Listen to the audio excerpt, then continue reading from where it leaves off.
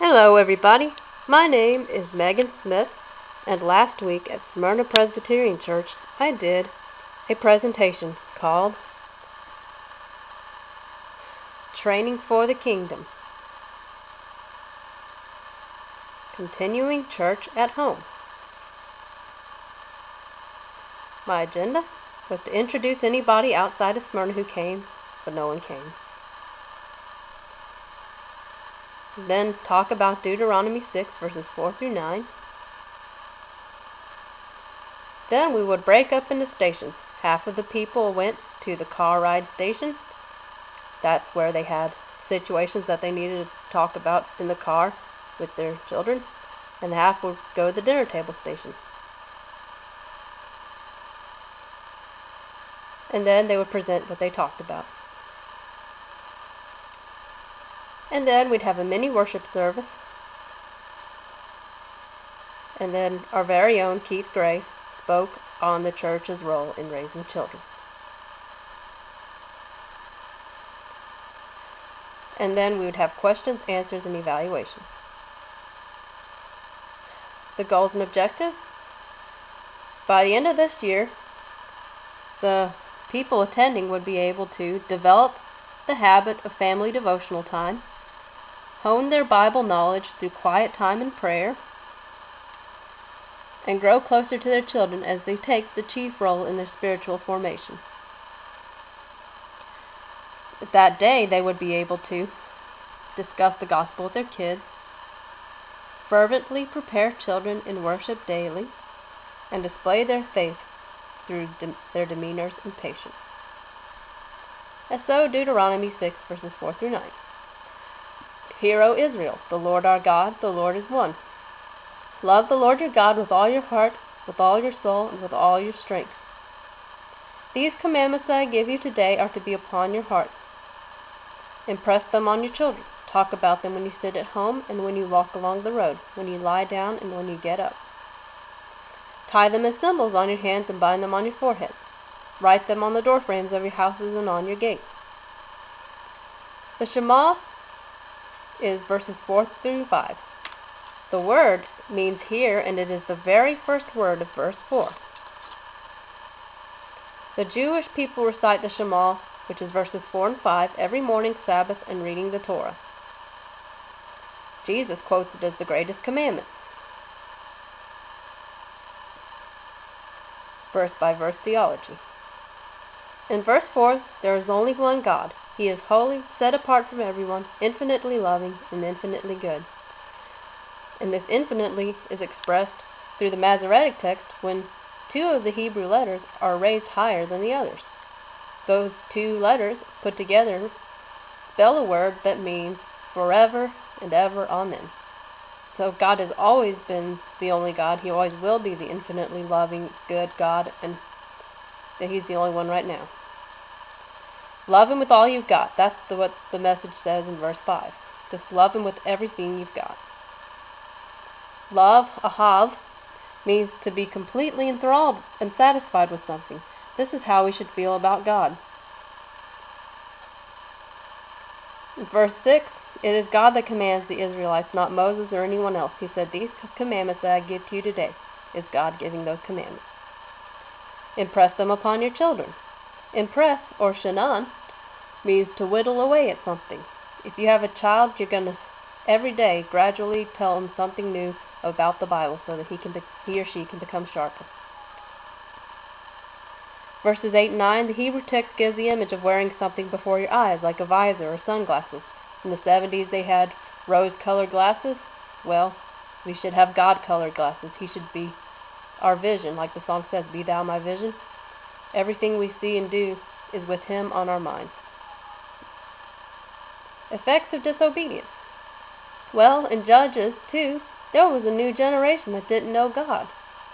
Why didn't they know God? Their parents didn't teach them. So they left Him and served false gods. In 2 Kings 22, Josiah is the king, a righteous one after years of idolatry. The Jewish people went through years of righteousness and then years of idolatry. They went through cycles. But in verse 8, the priests had found the law, which is also Deuteronomy, And Josiah read them and mourned because of the vast sin, so he reformed the land. But still the people didn't teach their children about God's law that they had just discovered. So after he died, they went back to sinning, and soon God allowed Babylon to exile his nation. Here's some George Barna information. If people do not embrace Jesus Christ as their Savior before they reach their teenage years, the chances of their doing so at all is slim. Most teens are involved in religious activities because their friends are, not because they actually want to go. Page 36 of this book, Transforming Children into Spiritual Champions. We will turn to page 36. I'm turning to page 36.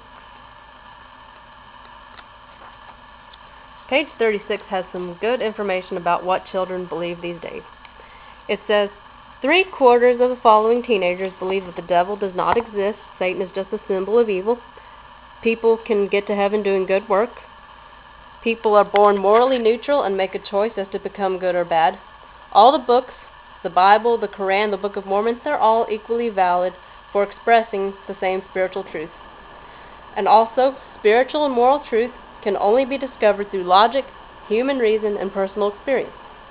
2/3 of teenagers believe that praying to the dead will help them somehow. The Bible discourages sin but never actually describes it as an innate behavior. And half or more children and teenagers contend the following.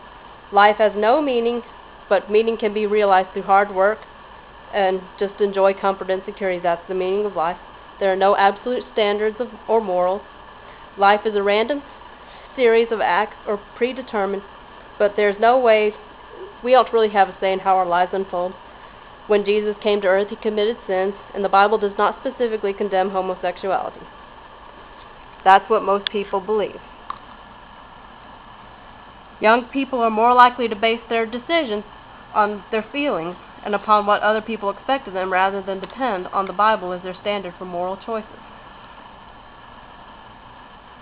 We spend roughly 68 more times more money per capita on caring for the average felon than on a church's ministry to a spiritually hungry child. We spend substantially more on church buildings and maintenance than on raising up spiritual champions among our children, the future of the church. I mean, the bricks and mortar, they're important, but we're not going to take them to heaven with us. We want to take all our children with us. And one final Barna thought on page 50 through 51. I actually had it marked this time. It says, imagine yourself as Satan, an ugly and horrifying thought for sure, but invaluable to make this crucial point. And remember that as the Prince of Darkness, your driving motivation is to destroy God. You realize that his greatest weakness is that he loves people and that this love makes him vulnerable to attack. You can hurt him by hurting those whom he loves. What better way to get to God than through his beloved human creatures, and what easier way to inflict the maximum possible pain upon God than by winning over his beloved creatures from the earliest possible moment, resulting in a lifetime of unrighteous behavior by these creatures. Win them early, and their job is all but finished. Now return to your true persona. You are a lover and a servant of God, and therefore an enemy of Satan. Given Satan's single-minded purpose, destroy God and rule the universe, we can count on him to put his most destructive resources into play at the front lines of the eternal battle against God. Where are those front lines? In the minds, hearts, and souls of children. Ever the strategic mastermind, Satan knows well that if you destroy the character and hope of children, you rule the world. Satan is not omnipotent, but he is intelligent and clever. Certainly sharp enough to realize that if you win over children, you have won the war for at least one generation and probably more. That is very frightening information. So, applying Deuteronomy 6 to today.